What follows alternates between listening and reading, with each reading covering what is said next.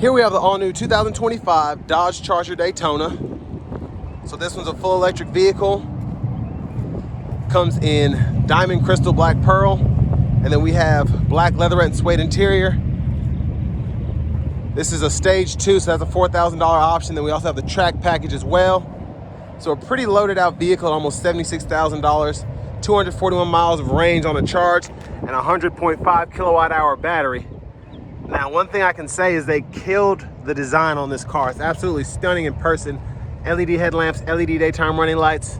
It's just a nasty, nasty car, especially black on black here.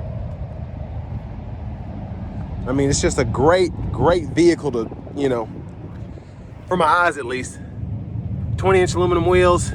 Now with that track pack, you do get the Brembo brakes. And again, with it being stage 2, you can see the badging there. But before I go on the inside, I just want to admire this back end. It looks exactly like the outgoing Charger does. And you'll see throughout the video, there's so many things that Dodge did that pretty much are almost identical, but not identical to the Charger. And it just pays homage to the older ones. And I think personally, they did a fantastic job on this thing. To the door panel here, power windows, power door locks, power mirrors, memory seat functions. We do get blind spot monitors there. Now we get a 9-speaker Alpine system with the subwoofer. And then here, that's how you open the door. And then if you don't have power for whatever reason, hit that right there. And that's how you can get out with no power. Headlamp controls are there. And then we do have a frunk as well, so we'll see what's in there. I'm sure it's just gonna be the motor for the front, but manual tilt telescoping steering wheel, power driver seat. We get 4-way power lumbar support, and then we also have the thigh support down there as well, which is great. And I love the interior, red stitching and all that, just fantastic. Now for me, I have a kid, so if I were to get one of these, I'd have to make sure I have easy access to the back seat. So pull this strap here, and then it kind of does the work for you so you can get to the back. And it's actually pretty spacious back there in terms of just, you can see how far that seat is back, and then you still have all that space behind it. So it's not necessarily like a Challenger. And then back there we have our USB-C ports, 3-stage heated outboard seats there. And then we do get the seat back pockets on both sides. Now just for y'all, I'm gonna sit back here and see if I get squished.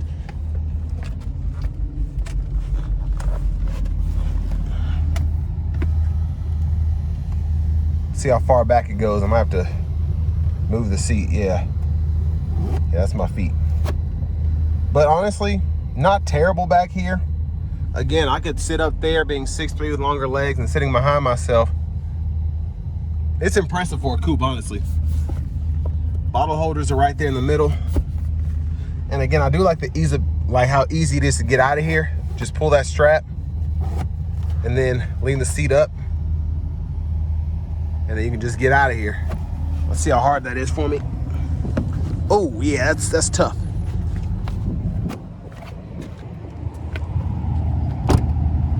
Now for the charge port here, you can just push that in. Now I'm not sure on the actual charging speed, but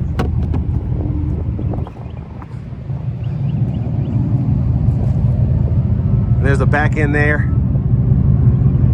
And then when you can hear the speakers coming out the back, kind of like where the exhaust would be, that's where you can hear that kind of rattling there, or that rumble.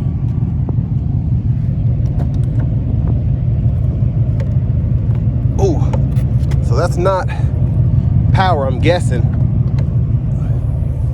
Yeah, that's heavy. It's a heavy trunk, but top tethers on the back of the seats there. Inflator kit.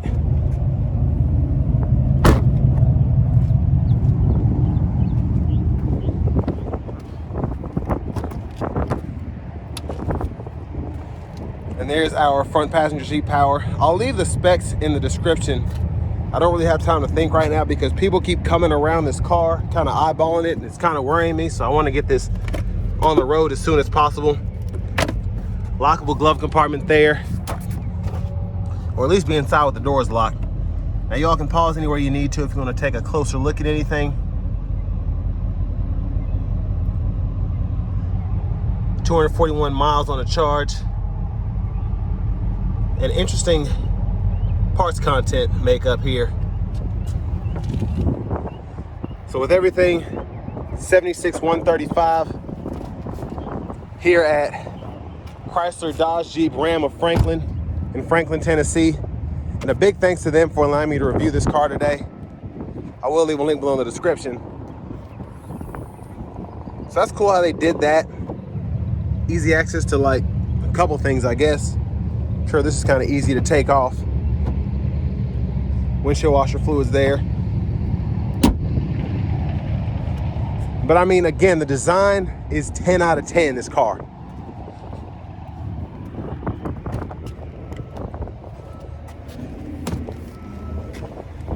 Let's go ahead and hop in the driver's seat. Scoot this back.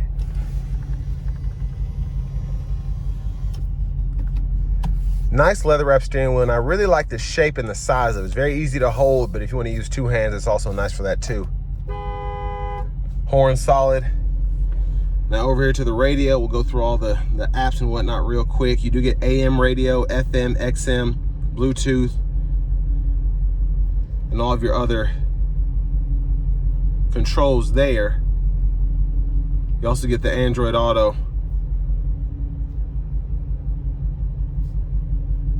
So I want to see this. Now here you have your performance pages like you're used to in the Scat packs and the Hellcats and all of that, where you can test your times for whatever reason.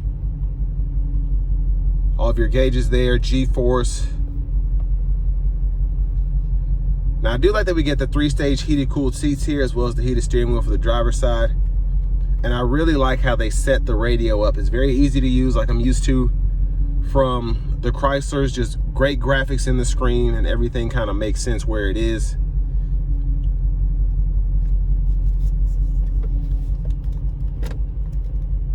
Backup cameras there. You get the guidelines that follow you as you turn the steering wheel. And then you can cut the screen off if you want to. Volume knob is here, tune knob there. You can kind of click the volume knob, turn the whole screen off as well. And then for the AC controls, you can either use the drop downs here, or you have controls that are soft touch here. And you can even set the auto, the eco, and all that there. Hazards are there. Turn that down. Now I like how the AC vents are integrated. USB-C ports, launch control, and then you have your traction control, lane keeping, and then your parking sensors. Now what's funny is this says race option unavailable, odometer less than 500 miles.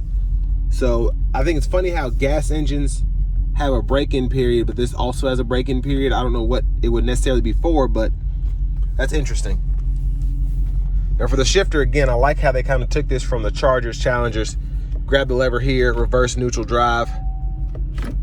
Then you have your push button start there, electronic parking brake there. Center console cubby space. We do get a 12-volt and a USB-A. So look at the back seat from up here. Few controls here. Sunglasses holder. Universal garage door transmitter. Nice vanity mirror. And then your windshield wipers right in here. Mist is there, and then your high beams. Now the paddle shifters behind the steering wheel, those do control your regenerative braking system. And then you do have your voice recognition, Bluetooth. And this kind of goes through your gauges here, and you can use this to go through when applicable, depending on what menu you're in. And then you do have the driving assist, active driving assist, which is great. So lane centering and all that with your adaptive cruise. You can adjust the gap there, turn it on or off there, set the speed, cancel, resume. And then the fun stuff, drive modes are here. So you get track, drag, sport, custom, wet, snow, and then your auto mode. Just so many different drive modes to choose from. And the track mode, the speakers are so loud here. It's really funny. I think I'm gonna drive around like that for a minute. But you can go through those there, then your power shot right there. So, I mean, this thing has tons of power because I drove it on the way over here. It was so freaking fast, and I didn't even have the power shot on. It was only in sport mode, so. But there we have our heads-up display. And there's the key fob with remote start.